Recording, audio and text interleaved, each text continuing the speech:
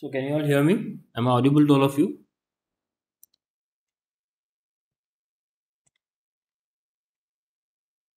Am I audible to all of you? Yes, sir. Fine. So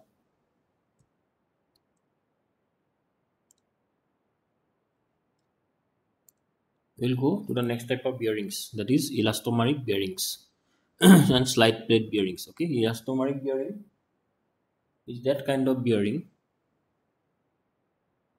which is obtained from rubber. That is why its name is elastomeric, or it behaves like an elastic. Okay, so in this way we can say that it is an elastomeric bearing. Now the speciality of that bearing is it directly takes the compressive force, shearing force, and moment, okay, by undergoing appropriate deformation. These elastomeric bearings have no moving parts, that is why they doesn't need any we call it maintenance.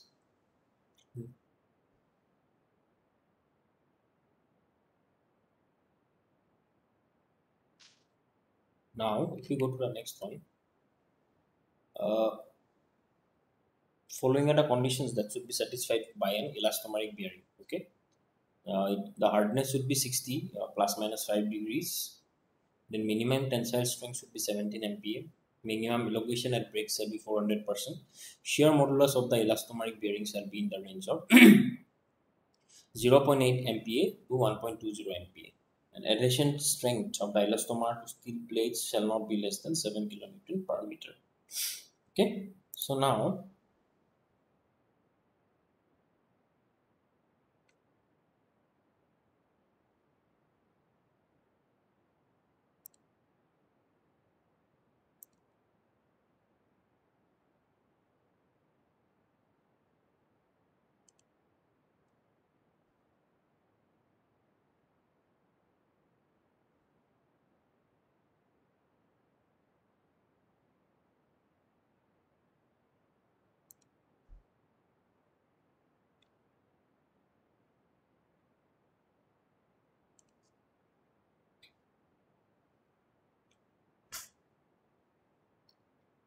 if you go to this part, the shear modulus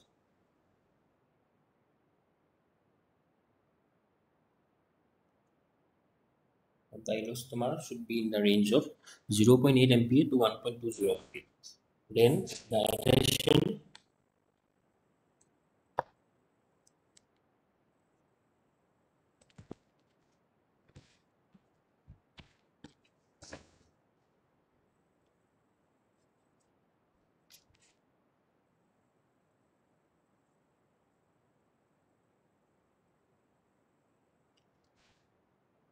then the adhesion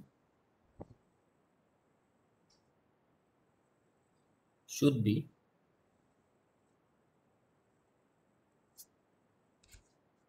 not less than 7 kilonewton per mm. Okay. Now we'll go to design of reinforced elastomeric bearing. That means that doesn't have reinforcement.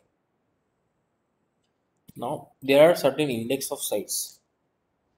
If you see here,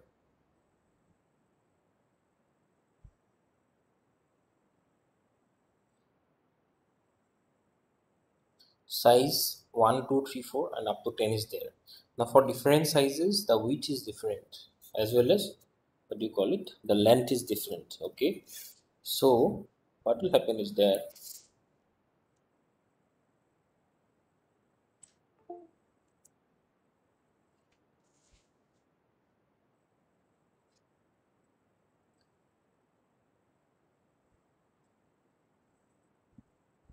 if the width are given in a different length, then size or index number can be interpolated. Okay. Now the vertical axial stiffness of the elastomer is represented by its shape factor.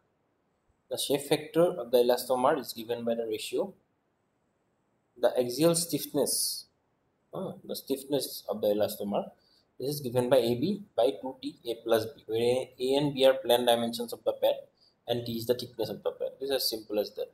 You just remember this formula. I'll give you the handouts, don't worry. You just remember this formula, AB by 2T A plus B. Now A is here from here, B is from here, and the thickness will be given. Okay. Now the thickness of bearing is governed by its shear movement. Now look, for finding out the thickness, it is governed by its shear movement.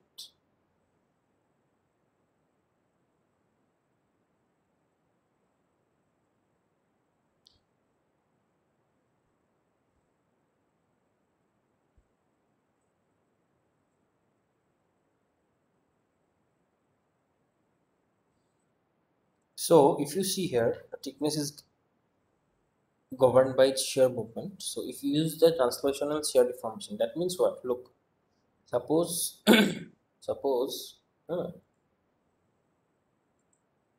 if you see this structure, this part, that means this part.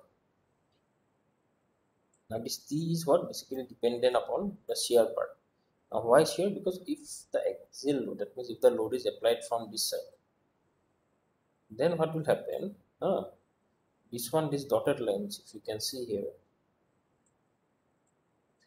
here, sorry, if you can see here, this one and this one, this will give you what? The shear part, right? So this T is basically dependent upon the shear movement. Okay, so T is basically dependent upon the shear movement. Now how this shear movement will be there? If you see here,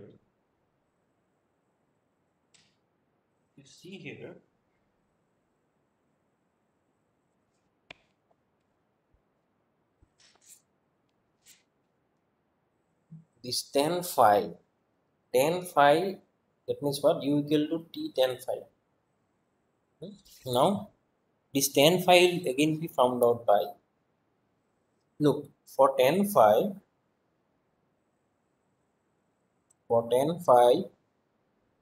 it is being found out by HC plus HS by 0.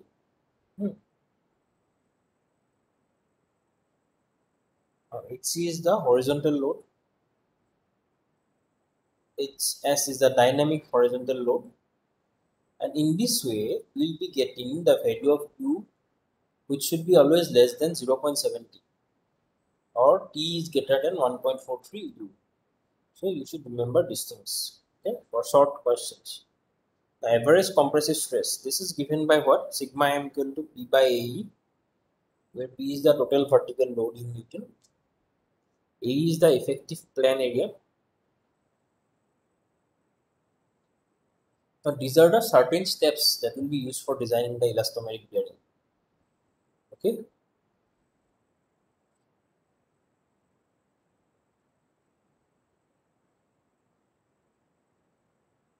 Now if you see here, the average compressive stress, sigma m, stress is what? Force per unit area, P by AE, that is given by D by AE, where AE is the what? Effective plane area excluding shear deformation. Now finding out compressive stress, you don't consider what? You don't basically consider what? You don't basically consider the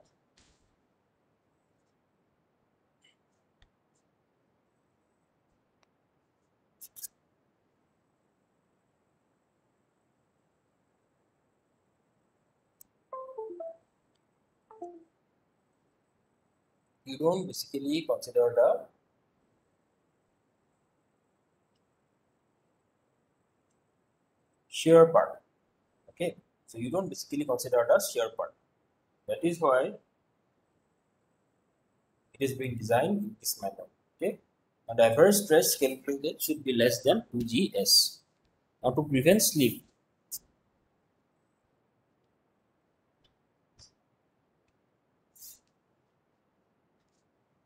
these are the criteria that are required to be followed. Now look, if a elastomeric bearing, bearing is what? It is a medium, right, between the girders and the main base plate or the deck slab. Now if this is, this is exposed to sleep or something like that, then what will happen? Eventually the bearing might fail, right? That is why the following conditions are to be met with. We will understand once you do the numericals. Now there are certain criterias, okay, for what do you call it? Certain criterias for selection of bearings. Among these, the first one is what? High vertical load taking capacity.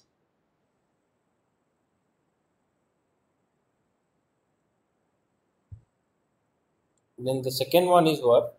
The movement capacity, so that you can cope with horizontal movements. Third is rotational. Second is fourth is capacity to resist horizontal forces like wind and this one everyone knows. The seismic resistance means the earthquake resistance. Okay, that means then overall cost should be low. Then aesthetic considerations, low height bearings will add. These are certain basic things. Now just write this question. Design a mild steel rocker bearing for transmitting superstructure respective reactive load of 1200 kN. Just write this question, please, and let me know once you are done writing the question.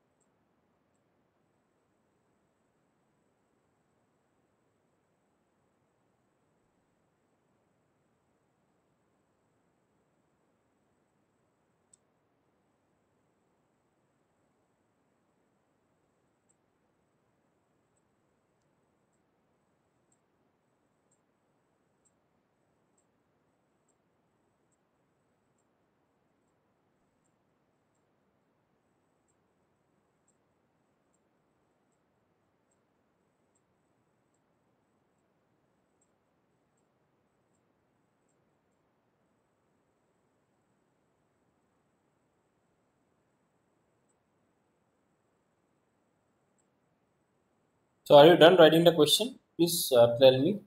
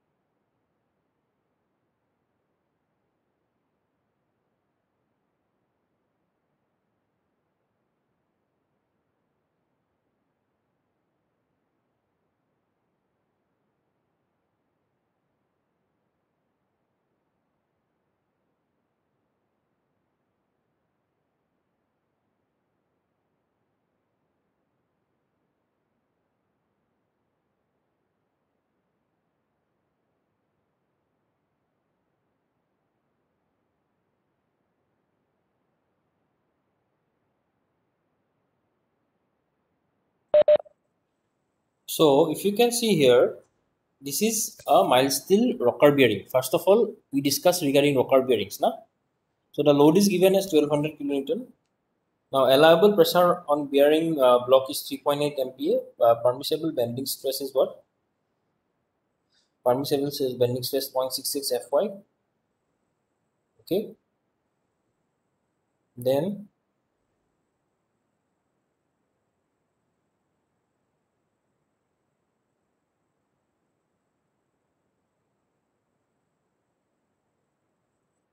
0.66 Fy. This means what? Fy is how much? For Fe 250, huh? So Fy is 250, so we get it 165. Then permissible bearing stress is 100 MPa and permissible stress is 100 MPa. So these are the given data. Now we have to find out what? First of all, area of bed plate. So these are the different steps. Just remember these steps. So area of bed plate. How will you find out the area of bed plate now? So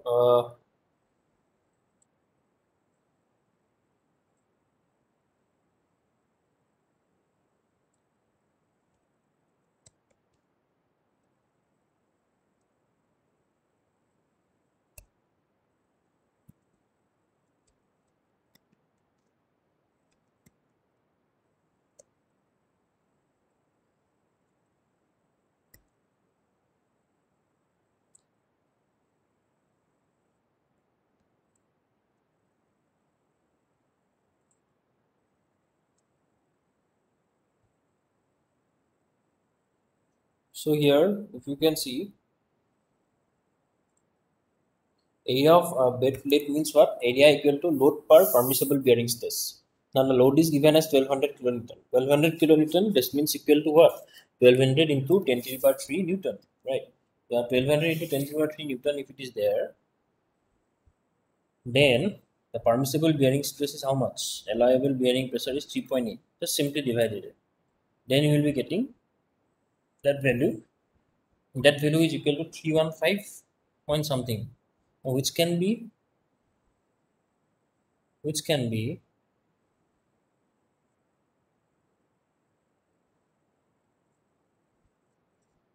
uh, written as 320,000 mm square. Yes. Now, therefore, this is the area of the bed plate. Now, look, for this area of the bed plate, what you have to do is,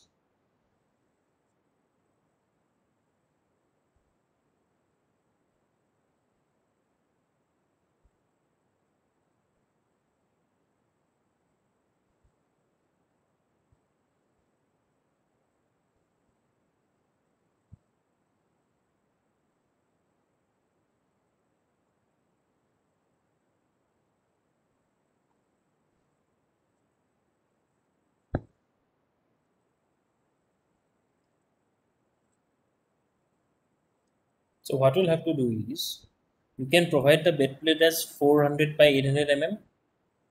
Look, this 32, 3,000, 3,20,000 means what?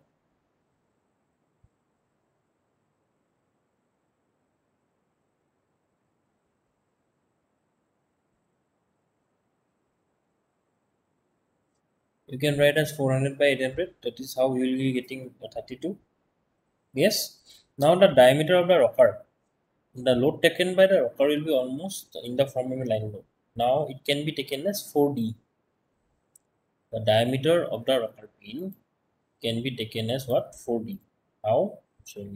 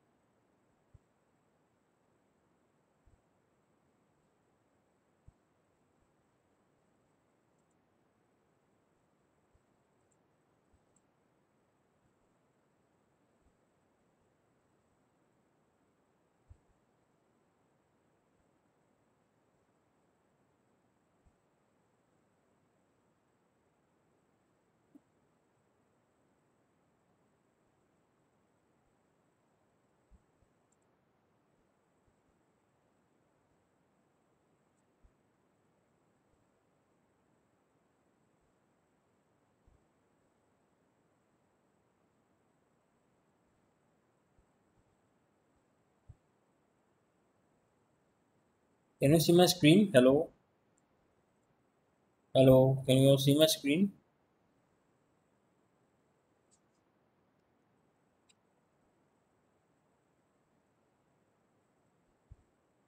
No, sir. Wait a minute. I'm having.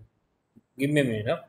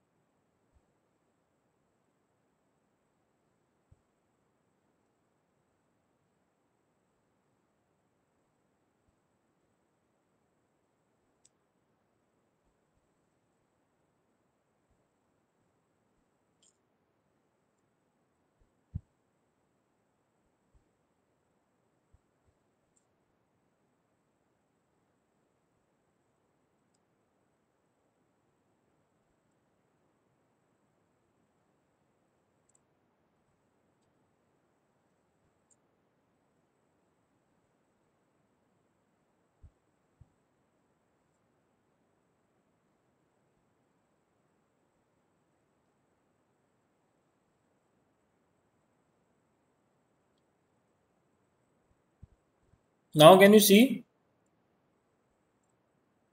Now can you see my screen?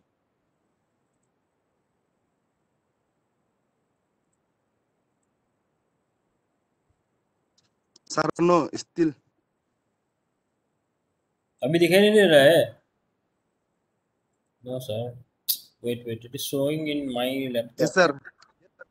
अभी आ रहा है ना? Yes, sir. It's showing. Okay, the Yes, diameter of sir. the rocker It's pin is taken as 4D. Okay, then 4D into 800. Why 4D into 800? Because look, I told you, no, this is in the form of a line load. If it is in the form of a line load, huh, if it is in the form of a line load, then we can assume like this, no? If it is in one dimension, if it is in the line load, then L, this is L, this is B. Now, if it is in the form of a line load, we can take this dimension as L. Okay, then this B will be like this and then like this. No, this is how. So we can consider it as 4D. Now 4D into 800 equal to 1200 into 10 to the power 3.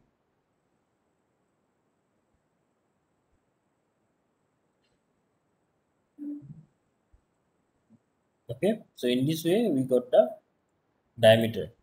Then we can find out the radius like this. Okay, now if you see the load on one leg,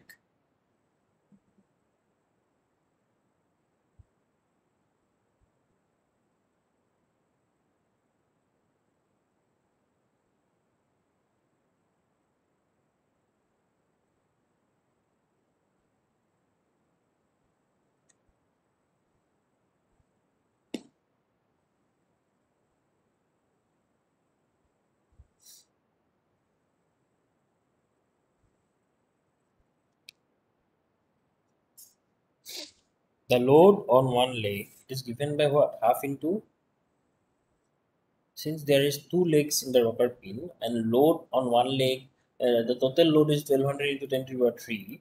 That is why half of on one leg it is half.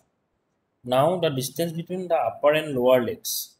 So for this thing you will have to draw the diagram.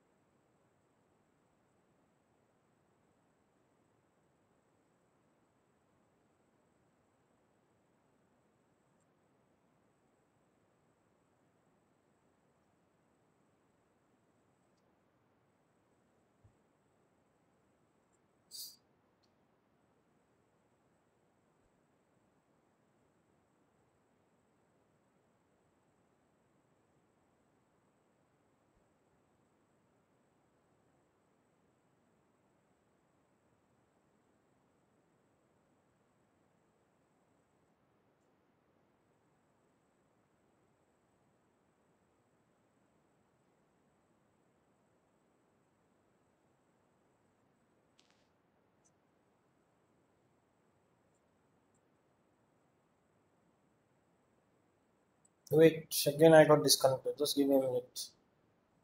Again I got disconnected. Give me a minute.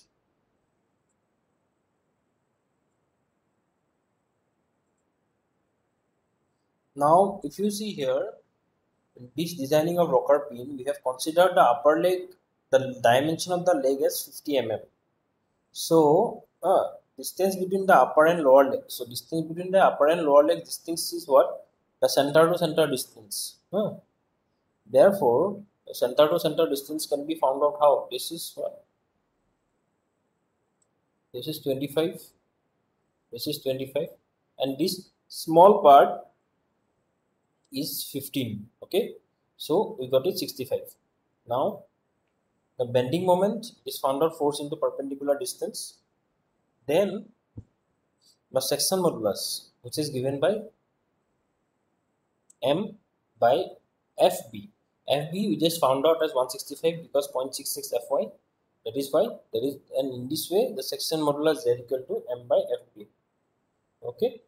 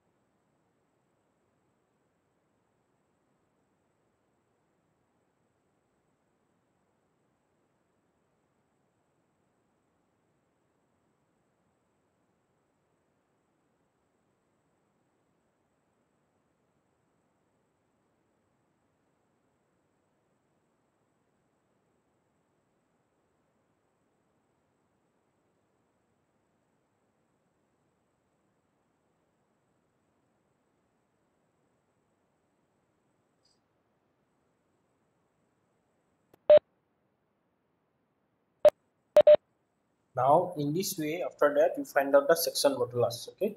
Now section modulus we found out. Then from the section modulus, pi d cube by 32. So this is the formula for section modulus of this kind of figures. Okay. So from that we will be getting the d.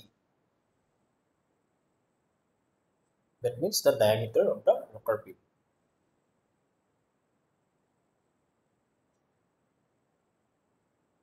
Then we'll have to check for bearing stress. So bearing stress is equal to what? Thickness of leg into diameter. And in this way, we will be finding out the bearing stress or bearing of the pin. Then you will go for shear stress. Okay. The next numerical in this part we will